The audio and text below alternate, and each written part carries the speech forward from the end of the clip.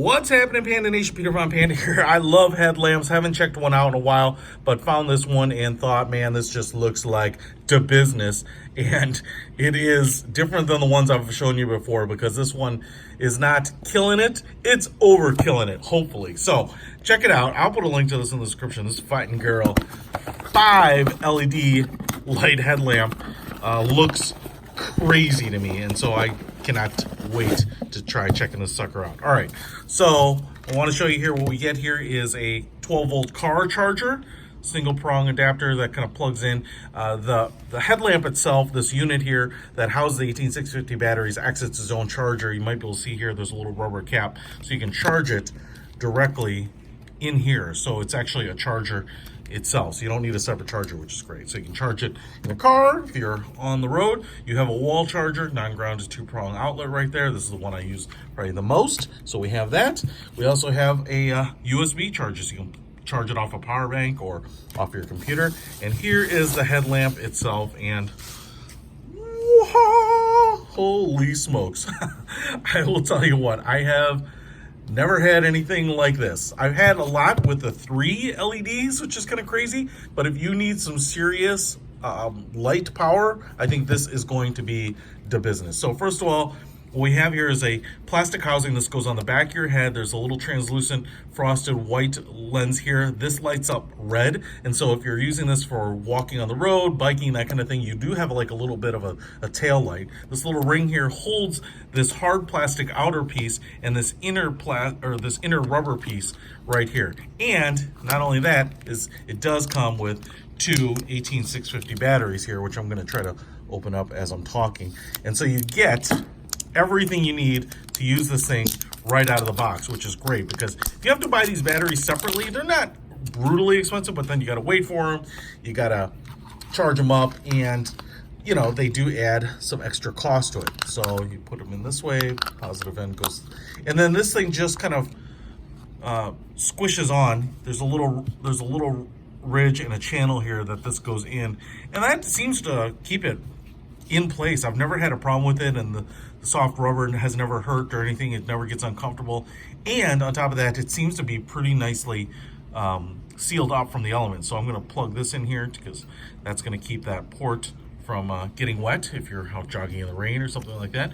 Then you have elastic straps, not only the 2 on the side, but then one that goes over the top, and you have this curved big polymer front piece which sits right on your forehead. You can see the band goes on the inside, so you have a little bit of cushioning, but this is shaped so that it's actually really comfortable. And you'll see there that the power in the back is connected with this cord here that has some curls in it so that it will expand and kind of runs the side. Now, the thing that you might be saying about the front here is that it's so big, it's going to produce a lot of weight. Well, one, you've got a nice big plate here that's going to hold it against your head, but most of this is some sort of alloy and plastic.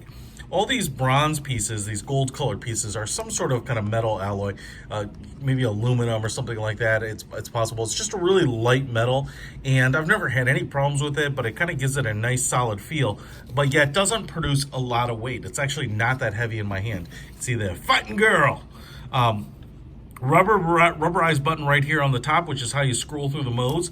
And then, as you can see here, looks like the back end of a Star Destroyer, all the jets. I mean, we have one huge LED light right here. You can see kind of almost a big glass domed, almost marble-like lens on it. That's going to give you a nice cast. These are all flat lenses. As you can see, they're crowned up here at the top. But man, you have just a lot of output potential here. You can see here it's notched, so you have some detents, so you can angle this down, you can angle it up, but man, I'm loving this thing. This thing looks like overkill. This is basically like a light bar that goes on a Jeep for your face. Badass. All right, so let me hit the button here. So the first click turns on the middle one, second click turns on all the exterior ones, the 4 exterior, third turns on all 5. The next click goes into strobe and then off. Wow, that this thing is crazy. This thing is absolutely nuts, man. I I don't know what people will say when they see you coming at them with this thing on. It's kind of crazy. I don't know what to say other than that. So you can see here, very bright white. The sides here give you a little bit more of almost a pencil beam. They're really focused in. They almost like cross.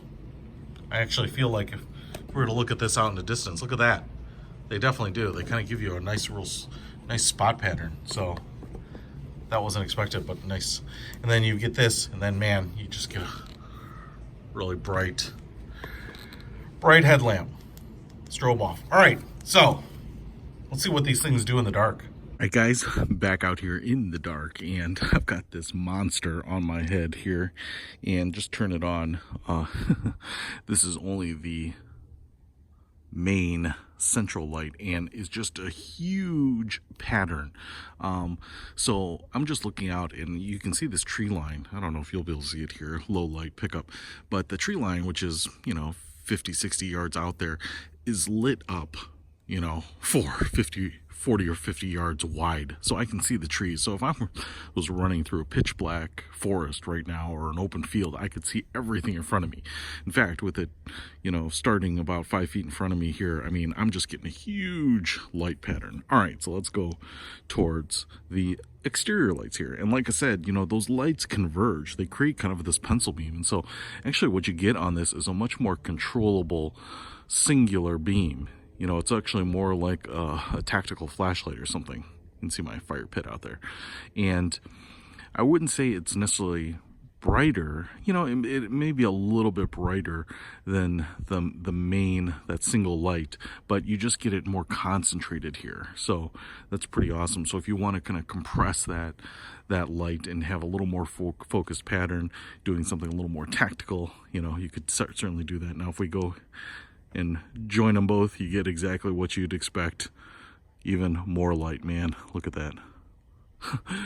A really bright central light here. A wide pattern, man.